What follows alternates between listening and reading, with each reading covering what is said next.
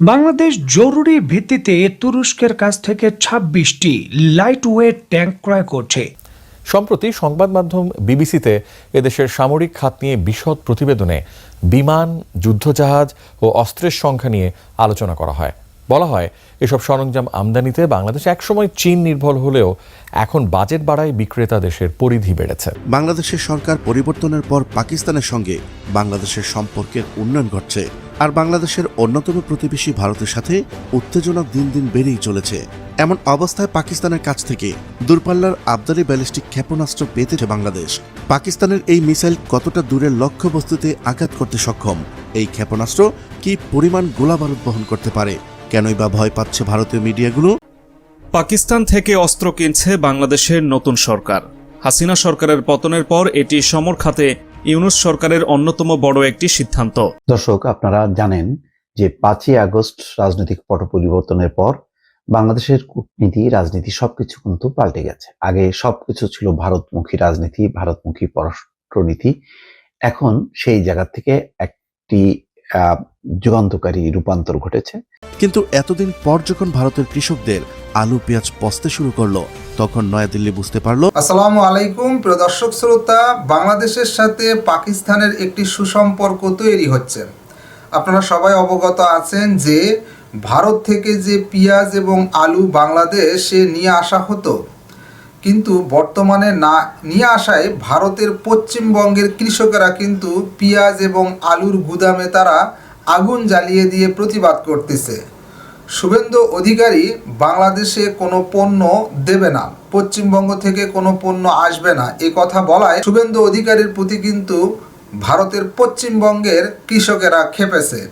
ওদিকে ময়ূক রঞ্জন ঘোষ, সে কিন্তু রিপাবলিক বাংলায় বাংলাদেশের আপামর জনসাধারণ তাদেরকে নিয়ে বিভিন্ন ধরনের কিন্তু কুমন্তব্য এবং ডক্টর ইউনূসকে নিয়ে কুমন্তব্য করেই যাচ্ছে। এজন্যে ভারত এবং বাংলাদেশের মধ্যে সম্পর্ক নষ্ট হয়েছে।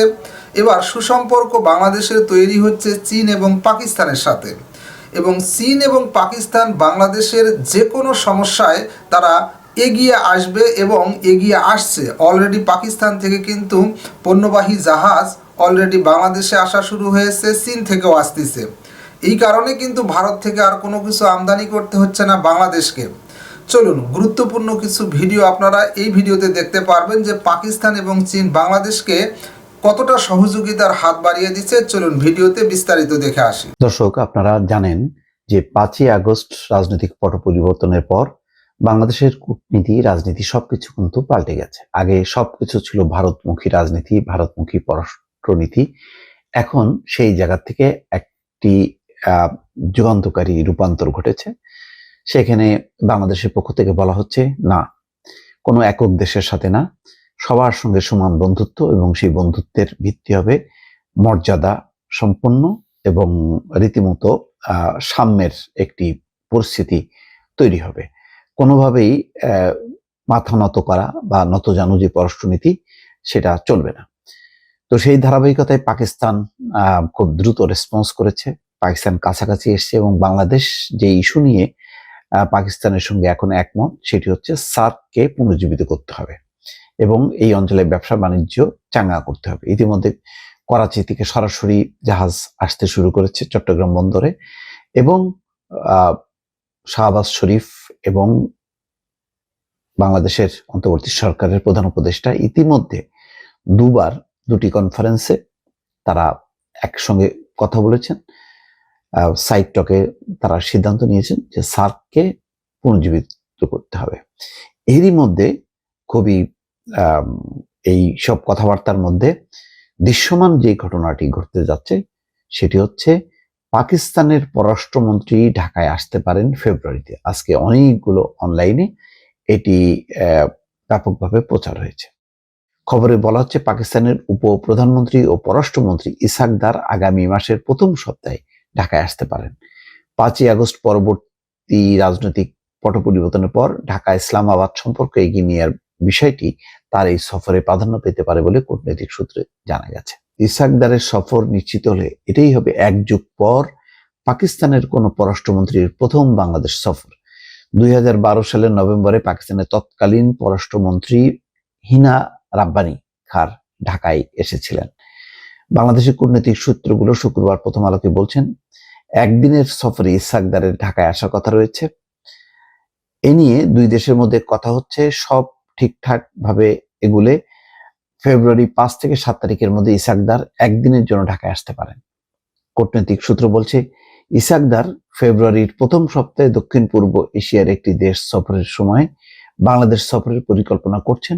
ঢাকায় পাকিস্তানের হাইকমিশনার সৈয়দ আহমেদ মারুফ গত বৃহস্পতিবার বিকেলে পররাষ্ট্র মন্ত্রণালয়ের মহাপরিচালক ইশরাত জাহানের সঙ্গে এই সফরের বিষয়ে মন্ত্রণালয়ে আলোচনা করেছেন। ঢাকা ও ইসলামাবাদের কূটনৈতিক সূত্রগুলো জানাচ্ছে, 5ই আগস্ট রাজনৈতিক পট পরিবর্তনের পর থেকেই বাংলাদেশের সঙ্গে সম্পর্ক ঘনিষ্ঠ করার উপর জোর দিচ্ছে পাকিস্তান। গত সেপ্টেম্বরে নিউ ইয়র্কে জাতিসংঘ সাধারণ পরিষদের অধিবেশনের ফাঁকে এবং গত ডিসেম্বরে কায়রোতে D8 শীর্ষ সম্মেলনের ফাঁকে অন্তর্বর্তী সরকারের প্রধান উপদেষ্টার সঙ্গে দেখা করেন পাকিস্তানের প্রধানমন্ত্রী শাহবাজ শরীফ। পাকিস্তানের প্রধানমন্ত্রী দুবারের আলোচনাতেই প্রধান উপদেষ্টাকে ইসলামাবাদ সফরে নেওয়ার আকাঙ্ক্ষা ব্যক্ত করেছেন। জানতে চাইলে পররাষ্ট্র সচিব মোহাম্মদ জসিমউদ্দিন জানান, পাকিস্তানের উপপ্রধানমন্ত্রী ও পররাষ্ট্রমন্ত্রী ইসহাকদারের ঢাকা সফর নিয়ে দুই দেশের কর্মকর্তাদের মধ্যে প্রাথমিক আলোচনা হচ্ছে, তবে এখনো কিছু চূড়ান্ত হয়নি। দুই দেশের সম্পর্ক নিবিড় করার প্রয়াসে পাকিস্তানের উচ্চ পর্যায়ের একটি ব্যবসায়ী প্রতিনিধি দল চলতি মাসে ঢাকায় আসছে। কূটনৈতিক সূত্র বলছে, আগামী জুনে ইসলামাবাদে বাংলাদেশ হাইকমিশনের নির্মাণ কাজ শেষ হওয়ার কথা। হাইকমিশনের উদ্বোধন ঘিরে অধ্যাপক ইউনূসকে ইসলামাবাদে নেওয়া যায় কিনা তা পাকিস্তানের পক্ষ থেকে বিবেচনা করা হচ্ছে। পাকিস্তানে কাজ করছেন বাংলাদেশে এমন কয়েকজন কূটনীতিক মনে করেন, পরিবর্তিত রাজনৈতিক পরিস্থিতিতে পাকিস্তান সম্পর্ক গভীর করার বিষয়ে অতি উৎসাহী হয়ে উঠছে। আর দেশটির এমন উৎসাহ গত প্রায় 5 মাসে নানা তৎপরতায় স্পষ্ট। দুই দেশের মধ্যে সরাসরি পণ্যবাহী জাহাজ চলাচল শুরু হয়েছে। ভিসার ক্ষেত্রে প্রতিবন্ধকতা দূর হয়েছে। ব্যবসা বাণিজ্য বাড়ার ইঙ্গিত আছে। পাকিস্তানের একটি কম খরচের বিমান সংস্থা ফ্লাই জিন্না বাংলাদেশে যাত্রী পরিবহন শুরুর অনুমতির অপেক্ষায় রয়েছে। তবে 71-এর মুক্তিযুদ্ধে পাকিস্তানি বাহিনীর গণহত্যার অভিযোগে পাকিস্তানের নিঃশর্ত ক্ষমা চাওয়া সহ অমীমাংসিত বিষয়ে সুরাহা না করে সম্পর্ক এগিয়ে নিতে বাংলাদেশ আগ্রহী নয়। বাংলাদেশের প্রধান উপদেষ্টা অধ্যাপক ইউনূস গত মাসের কায়রোতে পাকিস্তানের প্রধানমন্ত্রী শাহবাজ শরীফের সঙ্গে সাক্ষাতে এই অবস্থানই তুলে ধরেছেন। 1971 সালের অমীমাংসিত সমস্যাগুলো মীমাংসা করার আহ্বান জানিয়ে অধ্যাপক ইউনূস বলেছিলেন, বিষয়গুলো বারবার আসছে, আসুন আমরা সামনে এগিয়ে যেতে এই বিষয়গুলো ফয়সলা করি। ভবিষ্যৎ প্রজন্মের জন্য বিষয়গুলো চিরতরে সুরাহা করে ফেলা ভালো হবে। এটাই বিষয়। তার মানে বাংলাদেশ কিন্তু ছাড় দিচ্ছে না, পাকিস্তানের সাথে সম্পর্ক চায়, কিন্তু যেই অমীমাংসিত বিষয় আছে, বিশেষ করে 71-এর মুক্তিযুদ্ধ, সেই বিষয়ে পাকিস্তান যদি নিঃশর্ত ক্ষমা চায়, ভুল স্বীকার করে, তাহলে সম্পর্কটা খুব দ্রুত বেগে এগিয়ে যাবে, এটি বলাই বাহুল্য। আওয়ামী লীগ 2009 সালে ক্ষমতা আসার পর থেকে দুই দেশের সম্পর্কে টানাপোড়েন শুরু হয়। যদিও এর মধ্যে বাংলাদেশ ও পাকিস্তানের মধ্যে পররাষ্ট্র সচিব পর্যায়ের চতুর্থ বৈঠকটি 2010 সালের নভেম্বর ইসলামাবাদে অনুষ্ঠিত হয়েছিল। আর মানবতা বিরোধী অপরাধের বিচারকে কেন্দ্র করে দুই দেশের সম্পর্কে যে টানাপোড়েন শুরু হয়, পরে তার তিক্ততায় রূপ নেয়। তো যাই হোক, সেসব অতীত। মোট কথা, বাংলাদেশ চাইলেও পাকিস্তানের সাথে সম্পর্ক স্বাভাবিক করতে পারতো না, কেননা ভারত এখানে বড় একটি ভূমিকা আছে। ভারতের কথার বাইরে বাংলাদেশের এক পা নড়ার কোনো ক্ষমতা ছিল না। এখন সেই পরিস্থিতির অবসান হয়েছে। ফলে বাংলাদেশ এখন যেই সিদ্ধান্ত নিয়েছে, পাকিস্তানকে নিয়ে সার্ককে উজ্জীবিত করা, এটি একটি যুগান্তকারী বিষয়। দক্ষিণ এশিয়ার মানুষের স্বপ্ন সার্ক।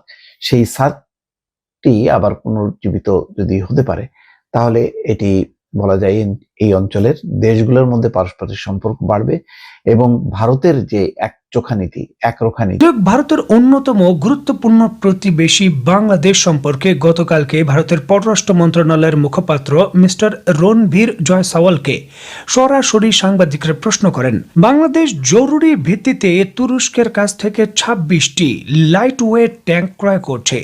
এই বিষয়টাকে কেন্দ্র করে ভারত সরকার আসলে কি ভাবছে? বাংলাদেশের বহরে এই ট্যাঙ্কগুলো 2025 সালের যে কোনো মুহূর্তে, বিশেষ করে 2025-এর মাঝামাঝি যুক্ত হতে চলেছে। এই সার্বিক ইস্যুটাকে কেন্দ্র করে ভারত সরকার কি মনে করছে?